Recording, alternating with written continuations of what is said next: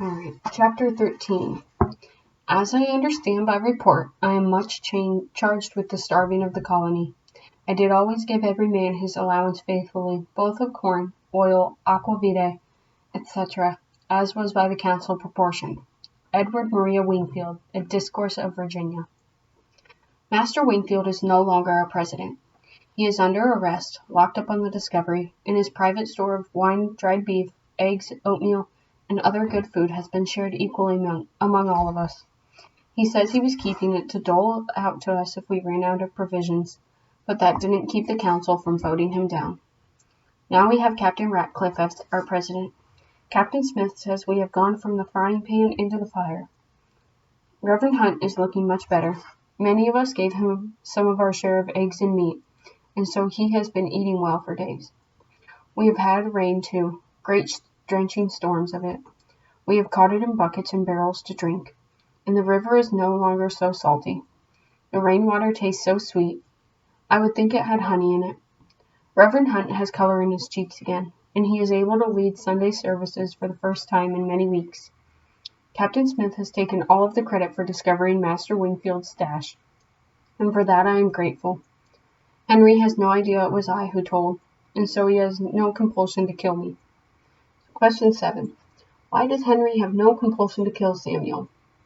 Why does Henry have no compulsion to kill Samuel? Richard is much better now, too. I am relieved. I decide to take the first step toward becoming his friend.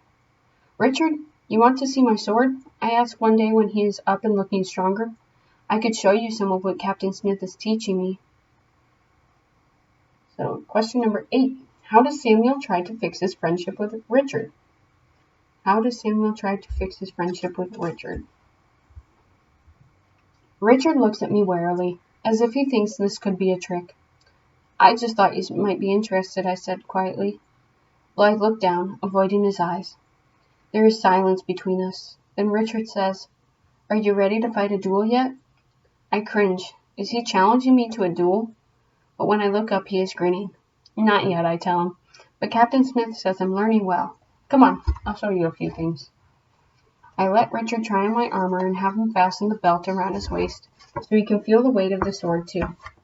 He pulls the sword out of its sheath and holds it in both hands. I tell him about what Captain Smith is teaching me, the footwork and the sword work. Suddenly Richard closes his eyes and a look of pure sadness comes across his face. Richard, what is it? Are you going to faint? I never should have had him try on the heavy armor when he is barely well. He shakes his head. James, he says, if... He stops. He stops himself to keep from crying. I know, I say. I've thought about it 100 times. If only James had armor, he might still be alive. Richard nods, grateful that I have said what he was thinking. Then a thought strikes me. Richard, you need armor. So many have died, there must be extra. Let's go talk to Captain Smith. Together we go to Captain Smith to ask. He takes a good look at Richard. He is a couple of inches shorter than I am, and somewhat wider. Captain Smith scratches his beard, thinking, No one as slight as Master Clovel has died, but we will cut some armor down to fit you. The blacksmith is put to work to remake a chest plate. The first time Richard stands wearing his armor, he grins at me. I know I am on my way to making a friend. So, next question, question 9. What does the blacksmith fix for Richard? What does the blacksmith fix for Richard? Captain Smith decides that now some of us are, every able-bodied man must be skilled at using a musket. He gathers the men who are new to weapons, the commoners and servants, to begin training.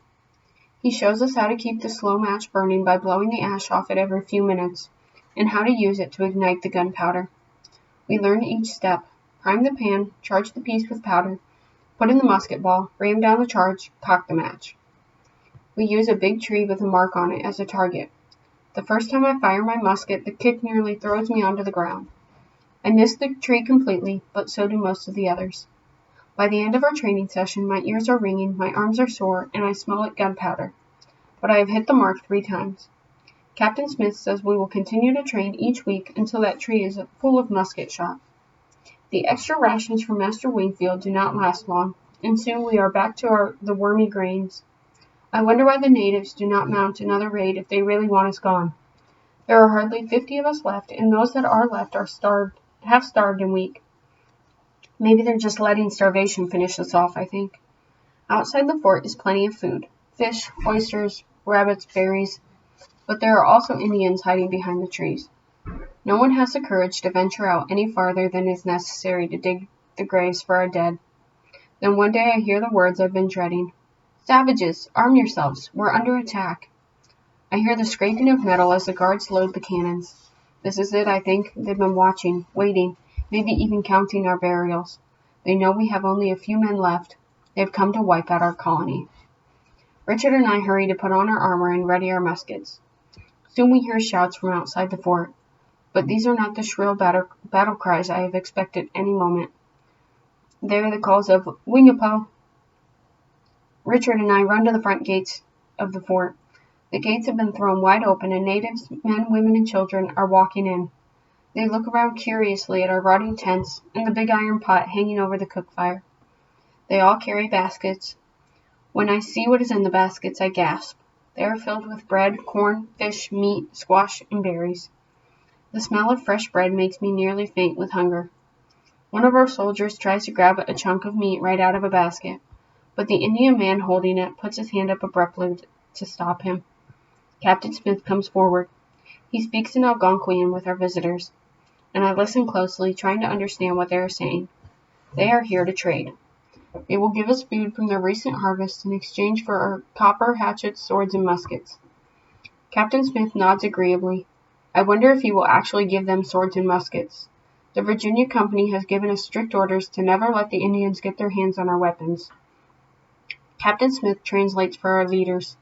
Our visitors say that within the Powhatan Empire, there are tribes who are friends and some who are enemies. Our enemies are the tribes closest to us because they feel we are encroaching on their land. They are the Paspahegh, whose land we are on, and also the Wiyanock, the Appomattox, and the Kiskiak, and the Kehokahannock. Our friends are the Arahatic, the Pamunkey, the Mattaponi, and the Yogtanon. Those are our friends who will intercede for us with our enemies. They will try to convince them that we pose no threat, that we are only using a small piece of land, and we are not making war with them. They also tell us we should cut down the tall grass near our fort, because that is where our enemies are hiding when they shoot us. Captain Smith tells them we are thankful for their message and for their peacekeeping efforts. Then he invites them to come sit in our common eating area around our fire pit. We all watch hungrily as they negotiate the trading. Captain Smith drives a hard bargain. He will not give away a single bead cheaply. By the time the Indians leave, all of the baskets of food have become ours. They leave with some colorful glass beads, mirrors, bells, needles, pins, several pieces of copper, and 3 hatchets. Captain Smith does not trade away a single sword or musket. So, last 2 questions. Did Captain Smith trade the swords and muskets to their native friends? Yes or no? So, true or false? And then your last question. How is the other theme of everyone does the fair work of work being shown in these chapters? So how is the theme of everyone does their fair share of work being shown in these chapters? So make sure you restate the question and then give your explanation. So complete sentences, good grammar, good punctuation, all that good stuff. And then for the last 2 questions, those are just vocabulary. So what I want you to do is I want you to look up the words on Google, look up the definitions for the words, and then pick the one from the multiple choice that best fits that definition. And after that, you can submit it, and that's all we have for this week. Bye!